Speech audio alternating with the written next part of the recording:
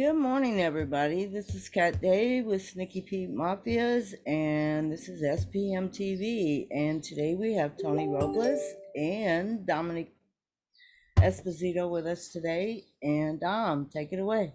Thanks, Kat. Thank you so much. Everybody, good morning, good afternoon, good evening, wherever you are around the world.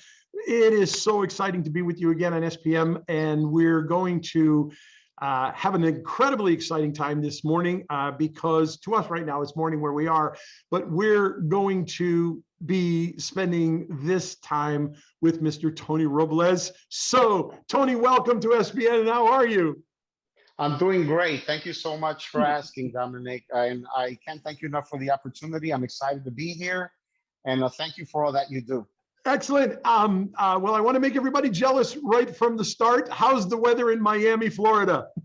Absolutely fantastic. It's a little bit on the warmer side, but I'll take it over, 20-degree weather. Exactly. Well, I lived in Orlando for many, many years. One of my running jokes was we usually get winter usually around on a Tuesday. And so that's I get that now that I'm in South Carolina, and here we get all four seasons, but they're mild. You get a blending, and it's terrific. But okay, let's get this ball rolling because first of all, nice background. Looks like you have a beautiful office and in your home there. And tell us, when did you move to Miami? We moved to Miami in November of 2020. Oh, so not so long ago. Where from? From New York City. That's where I was born and raised. Yeah. Okay. So you were probably very excited about your first winter. Yeah. No, I mean, actually, when I was setting up the decorations for Christmas last year, I looked at my wife and I said, honey, I'm going to be honest with you. I'm not used to sweating like a dog when it comes to setting up Christmas. I mean, I normally have a jacket on and I'm feeling a little cold, but this is brutal. That's wonderful. Now, you said we moved. Just tell us about your family. Who's in the house, and just tell us about your family life. Well, it's my wonderful wife, Gail, who is a CPA, third generation in her family. She graduated from UF, the University of Florida. Wonderful. And moved to New York to gain some work experience, and that's where I met her. And we've been together ever since, 17 years, and going strong. Wow. And we also moved here with a beautiful, now currently 5-year-old boy, Antonio Robles. Oh, so we've got a little Tony coming up. You have a table? You ever bring him on the table, and does he love the rolling of the balls and the clicking sounds? I'm part of I'm a member of the South Dade Billiards Academy down here in Miami, Florida. It's only a 4-minute drive from where I'm currently living, and I play there and I take him sometimes, and he goes nuts over the game. I don't have a pool table. I had one when I was in New York, but it's funny you mentioned that because they literally started breaking everything apart here in the house because we're building an addition, and part of the addition to the house is going to be my own 19 by 21 foot pool room. Exactly. Also a home theater. As you can see, I have the drill instructors billiard academy right behind me. I'm in the TV studio right now. And, I think it's an amazing thing. I've had people come in, and when they come to visit me, just friends from time to time, when somebody new comes to your house, they're going to go, oh, you have a pool table. Now, my billiard studio is right in the front of our home. So when you finally come through the front and then you go through a whole nother section, then you get into our whole living of the house. But This makes it easy, of course, for when I have players coming who are just here for the sake of working with me. I don't want them having to walk through the house. So when we built this, we built our home with the billiard studio in the front of the house for that very reason, so that it's the only thing they need to have access to, and then the bathroom attached, and that's basically it. And people would come in and say, oh my gosh, you have a pool table. I go, well, don't you have a pool table? And they go, oh, we don't have the room. And then my comeback answer to that every time is this. Are you ready? Wait a minute. Don't you have a bedroom? I love it. I The love it. bedroom would be big enough for a pool table, and then just lay on top of it. And you have a big kitchen, right? You can eat on it. Just there's no excuse for not having a pool table. Anyway, right. you're gonna see. And by the way, if in your future, if you ever have a daughter, you're going to especially want to make sure you have a pool table, because that's where all the friends come over, and then you get to meet who she's hanging out with. Oh, that's smart. That's very smart. I like Very that. smart. I like They'll- that. That's very yeah, smart. they want to come where who has the pool table, and then you'll know who she's with, and you'll know who she Yeah. shouldn't be with. Well, I have a wonderful 25-year-old boy too that I left in New York, but I visit him every time I go to New York. So Yeah, well, 25 years old. He's a young man now. What is he doing? yeah, he has his own business, videography, photography, film editing. Yeah, he studied that in college. He graduated with flying colors, so I'm very proud of him. Oh, that's wonderful. And of course, if he's based in New York too, he's right in the heart of the world of having great access to network marketing that is in that entire media world. That's wonderful. Do you have a photography, videography background at all in yourself? I do not. I do not. My son saw, his name is Jonathan Robles, by the way. My son saw how I structured my career, because people have asked me for years, Tony, we like the way you play, but we feel that you should have won more tournaments. You won the BCA Open 9-ball in 2004, whatever. And why didn't you win more tournaments? That's very simple to answer. I didn't want to become your typical pool player who did not have a great relationship with his kids growing up. Oh, my So I goodness. decided to take a step back, stop competing seriously for years. I stopped practicing like I used to earlier in my career, just to make sure that I was there and make absolutely sure that my son grew up to become a stable adult. That was my goal, and the goal was accomplished. And now I have the job again. But I feel like since it's the second time around, it's actually easier because I already have experience with it. And, now when he goes to school, I go and practice 3, 4, 5 hours, whenever I'm in practice mode. And then I pick him up from school and spend the rest of the day with him until, we both go to bed. Exactly. That's it's so interesting. My wheels are spinning, because as I hear certain things you're saying, I'm paralleling them through life experiences, and then realizing these are, and we're touching upon something. I'm going to bring it to the front, if I may. We're touching upon something that is, to me, in my heart, one of the major pillars of disrepair that really is in such desperate need. And that is, how do we get the billiard industry out of this miry muck and clay of stigma of your gamblers, your alcoholics, your thugs, your thumb breakers, your the whole pool, the stigma of pool in general is a bunch of low-life losers.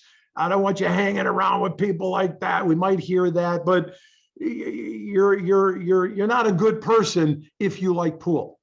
Yeah, and the industry has suffered over this for so long.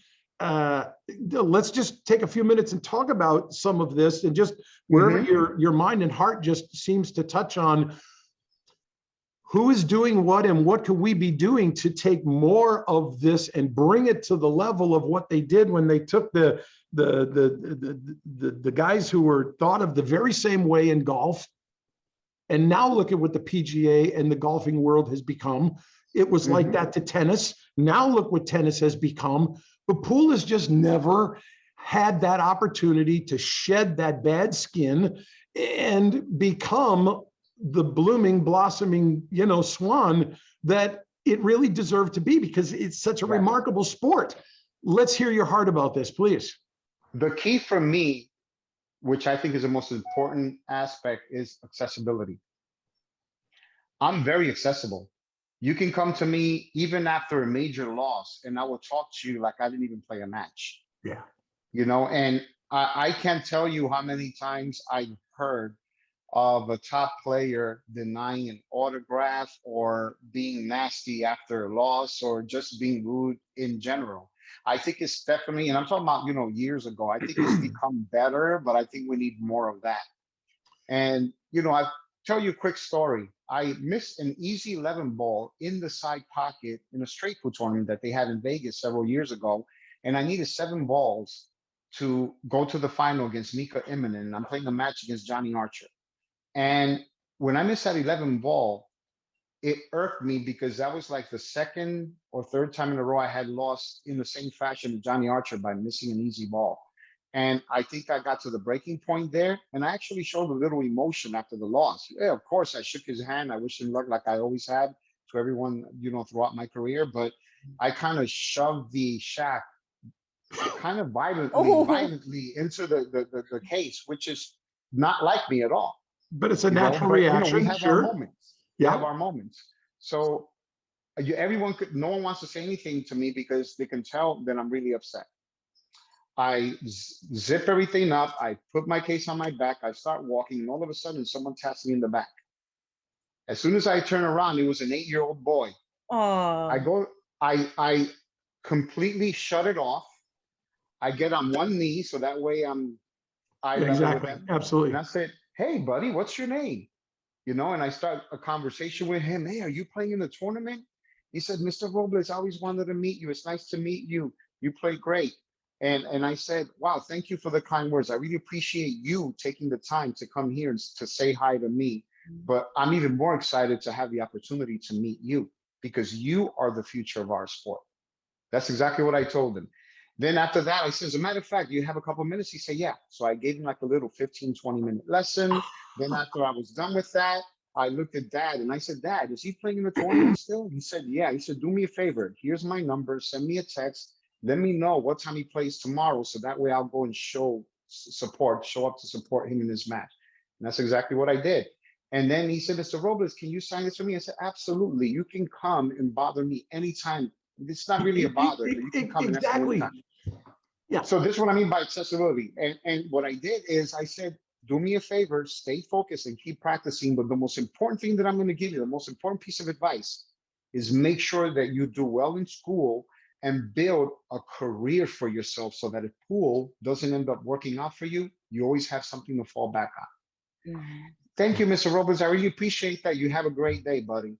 And then he went around his way. I turned back around, and I'm pissed again about that 11 ball. I turned it back around.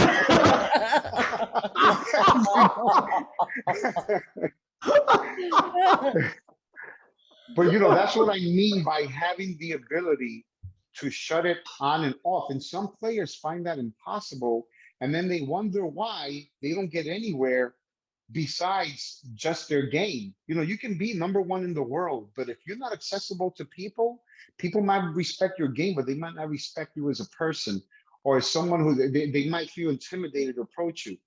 I have never, ever to this day, and I've been playing the game for 43 years, not said hi to, and sometimes people make a bet. I'll bet you he gets stopped 5 times before he walks out that door, and I'm only 2 feet away from the door. But it's like, I'm a people person. I love people, but I appreciate each and every single fan of the game, because without the fans, I'll say this till the day I die, we are nothing. And I've always wished that other sports were like that, where some of these guys and gals are like divas to the point that they couldn't even be bothered to be looked at. And I think that's a real shame. That's a beautiful thing, Tony, and I couldn't agree more and support what you're saying. When we choose, and I am very much a part of this, when we choose to put ourselves on this side of the camera, just like any actors, actresses, entertainers, and as I have done this my whole life, we have made a decision, knowingly or unknowingly. Wake up, because you did make it. You've made a decision to give yourself to others for their pleasure, enjoyment, and entertainment. So that's right. you have no business whining and complaining about, "I don't have privacy, I this, I that." That doesn't matter. You have decided to give yourself for the benefit and pleasure and purpose of entertainment, education, association to others, that's where you belong. And yeah, I couldn't compliment Like it or that not, you're a more. role model. Yes, and a great one. And we're going to pick up on that more. We're going to be right back. Kat, I think we have a couple of our sponsors that want to get a word in here. Would you do that? And then Yeah. Tony, give us a break for a moment. We're going to be right back. Okay. You got it.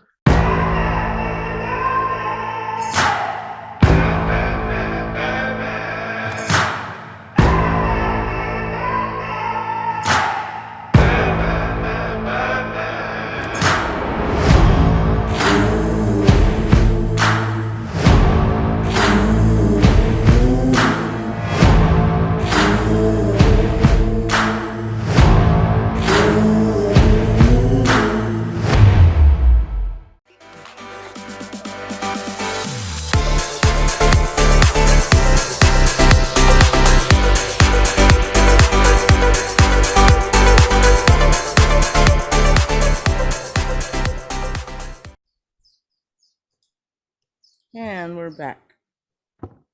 Oh, those are cool. All right. That Kamui Cool commercial commercial. is something else. And so is Fort Worth Billiards. That's great. That's great. Tony, thanks for coming back. We've again, we have such a short amount of time to where we could probably turn this into a full day event, and it would be great. Tony, what I want to ask you is just on the tailcoat of this idea of being accessible and being an influence to the industry. And let's talk just a little bit more about what influences you.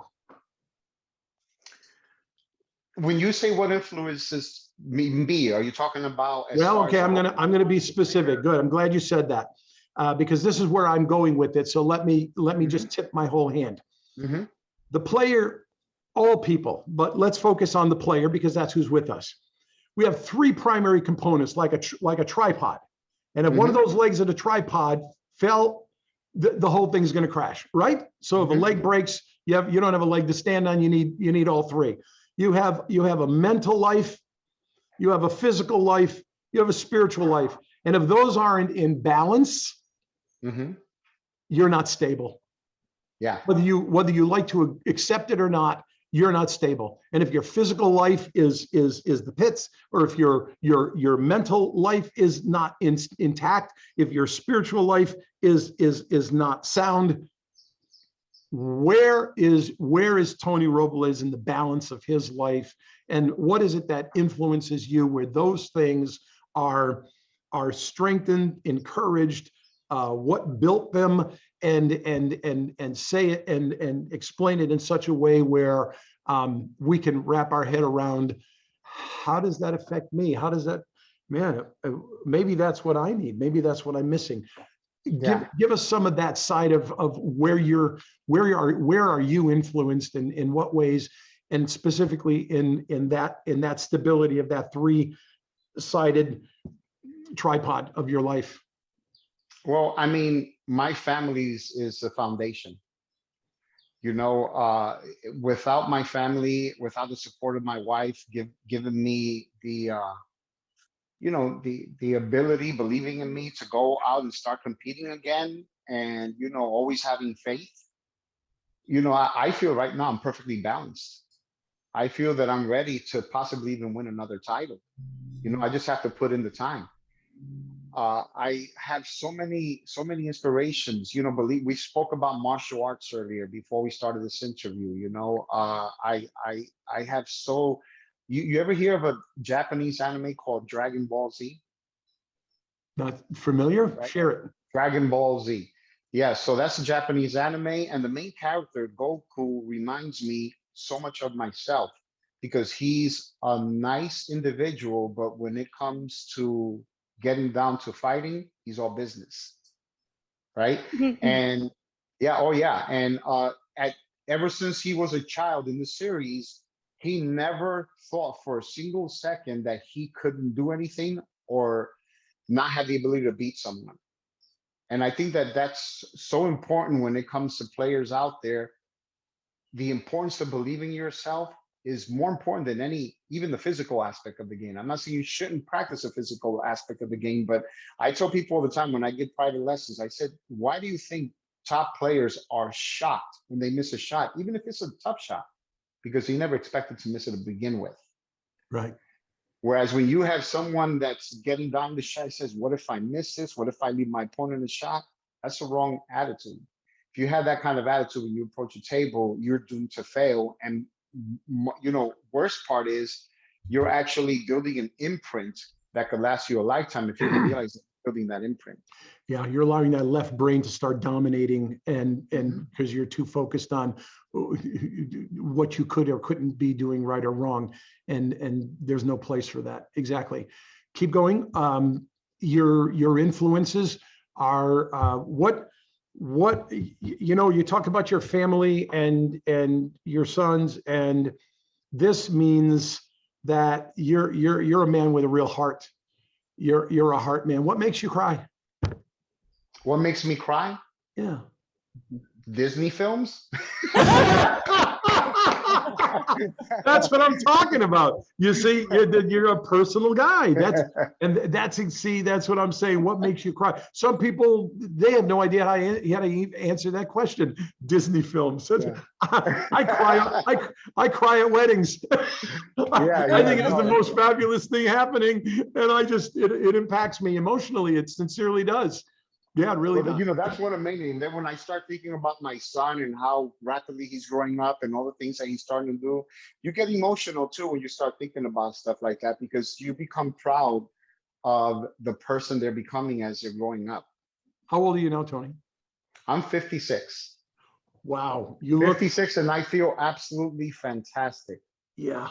Yeah. You look fit and you look healthy. I know some people at 56 years old, they look like they're 86. And of course, some of that, your nationality background, Cuban, Spanish, where Puerto Riqueño. Okay, well, yeah. My mom, my grandparents, all from Venezuela. My Spanish background, nice. My dad, all Italian background. So we tend to have, most people they're shocked when I tell them I'm 65. And they're like, you're what? I wouldn't have guessed that. Yeah, I wouldn't have guessed that. I wouldn't have guessed that, honestly. But this is the thing. They said the balance of your life. When you're not in balance, you begin to deteriorate. And it shows differently in different people. Mm-hmm. And if you don't have that balance in your emotional life, and based on the stability and the soundness of putting your family first, you have impacted your emotional life. The fact that you're keeping yourself engaged continually, your fitness, your health, and all. People used to laugh at me all the time going, that drill instructor guy, who is that? Because you don't quite look like him. And, since I've lost a bit over 100 pounds within the past year, and I've just said, what's the matter with me? Pool is a sport, and it's played by athletes. Mm-hmm. We are athletes. I couldn't agree more. We should be influencers. What athletes aren't really influencers? And why aren't we taking advantage of that? So people see your facial expressions. They hear the way you talk. They see your responses. When you don't know they're looking and when you don't know they're listening, that's when you're making the greatest influential impressions. Yeah. And they're the 8-year-old kid taps you on the shoulder to want to talk to you. And because of what you already are, that's why you had the instantaneous response that you had. Yeah, no, and it's like I said, I think that's people out there, players in general, need to realize how important it is to make yourself accessible. Become a people person. It doesn't take a lot. I know you're trying to stay focused, but it's not something that I practice. I've always had the ability to shut it on and shut it off on command. And one of my biggest questions. What one question do you love the most that people, when they ask you, you're excited because that's the question I want to answer? What is that? What is what again? What's the one question people can ask you? That's the one question you love to answer. You love when somebody asks you that question. What is that? Most of the time, the question that I get the most is, what's the most important aspect of the game? What question do people ask you that you love it when they ask you that? I would have to think about that. Yeah, I want you to, and you know what? If it pops into your head, yeah, then do so. But what one thing I want to flip it, I was going two ways with this. From the negative side, I just hate when people ask me that. That's not what I'm looking for. I don't like being seen that way. What's the downside? If people ask you a question, and that's not the question I want to be asked. I mean, how do you feel about that? You want me to truly be honest? Yeah, absolutely. I can't think of a question that someone asked me that I absolutely hate. Okay. I'm being honest with you, because when someone asks me something that might be negative, I always try to turn it into a positive. I've always been very, very good at doing that. And, and if it's something that they're trying to get at where it might be affecting them, I try to do whatever I can to inspire them. Okay. So you spin it, but every once in a while, so I'll just kind of nudge it a bit. Somebody says, well, and he's he's a real top pool professional instructor, and they go, oh, are you a pool shark? People will. Yeah, and that I'm always having to backpedal.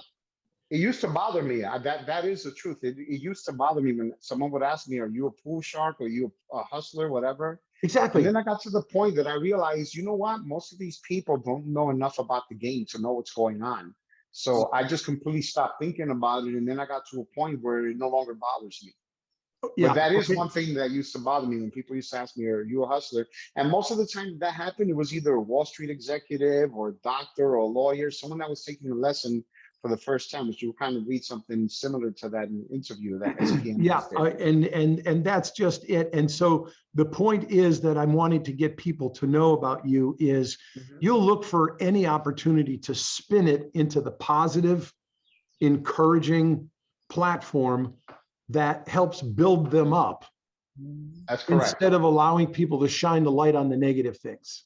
That's correct. What I want you to do with the little bit of time we have left, I'd really like you to talk to the pool players who might be the fans. They may or may not even be on the edge. It could be one of the first times they've met you. And it's your opportunity to influence them or make an impression on them. I'd like to just give you the pulpit, so to speak, to talk to these pool players a little bit and let them hear something that really is from you to them that they can hold on to. I think the most important thing that I would tell pool players is I've seen. Go ahead, look in the camera and tell them right now, because you've got their attention. I think the most important thing that I would tell players is always believe in yourself, no matter what someone might say or do. You have no idea that you could be this close to achieving your goal, but my number one rule is you'll never find out unless you continue to move forward. Why is that? Before I won my first major tournament in 2004, the BCA Open 9-Ball Championship, 2 months before that, I had just finished 17 or 24th for the gazillionth time in a major tournament at the Super Billiards Expo. And I had already been playing 25 years. And I got so disgusted at myself that I said, I called my physical trainer and I said, Jeff, his name was Jeff, I want to quit pool. I don't think I'll ever win that major tournament. And it took him 30 minutes to convince me to not quit. He said, look, you just started training with me. We're doing, physical workouts. You just signed a brand new, deal for a year with a sponsor. They're paying for everything. Why don't you do this? Finish out the year. And then if you want to quit, I won't stop you. I said, you know what? Fair enough. The very next tournament, I flew in to Vegas and I won that year, Dominic, with 1 hour of practice. That's it. Wow. Why? Because I was teaching about 8 to 10 hours of lessons a day for 3 months in a row, 4 to 5 days a week. So I go in there, I win the tournament. And that's when I learned, man, I was this close. And had I quit, I wouldn't be sitting here telling you right now that I'm the former BCA Open 9-Ball champion. So I tell people, no matter how much you're knocked down, no matter what people say, forget about that. You know why? Because the bottom line is it's up to you to make it happen, not to them. Use that as fuel to energize yourself and inspire you to go out there and do even better. Tony, that's great advice. That's a great message. And I echo that and absolutely endorse that from you for others. The never quit, never give up. And if God woke you up today, he's not done with you. What are you whining about? If you don't have a plan, then just go and figure out why you were woke up in the first place. That'll keep you busy all day. But never give up. Never. You don't need poor self-reflection. There's plenty of people who can say bad things about you. You don't have to join them. That's right. You really don't. You don't have to. You can be totally going against the entire stream. I mean, even a dead salmon floats downstream. Even a broken clock is right twice a day. You could stand alone and be right just because you think you are, and you can believe in that. And then if you're willing to learn from the mistakes and the errors and make corrections and adjustments, look at what your coach did. He really deserved his place with you by talking you off the ledge, talking you out of quitting. And without him realizing it, he talked you right into your very next victory in Las Vegas. Yeah, I still thank him to this day. It's a great rap. That's an incredible rap, and I really inspire everybody with you to hold on to that, to just never quit, never give up, and believe in yourself. That is terrific. Tony, thank you for the time you would spend with us. To all of you who are part of this SPM family, thank you for being able to enjoy this, share it with your friends and your teammates, and come back to these. If you've taken some notes, I encourage you to go back and even take some notes. Things have been said here that are so educational and encouraging that you can just put them in your quiver and pull them out at the right time when you absolutely need them. So for Mr. Tony Robles and Miss Catherine Day, and for Sneaky Pete Mafia, I'm Dominic Esposito, your drill instructor. Thank you for joining us on this edition of the Sneaky Pete Mafia Entertainment Channel. And we love you. God bless you. And we will see you again soon. Bye-bye. And thank you, Tony. Bye-bye. Thank you.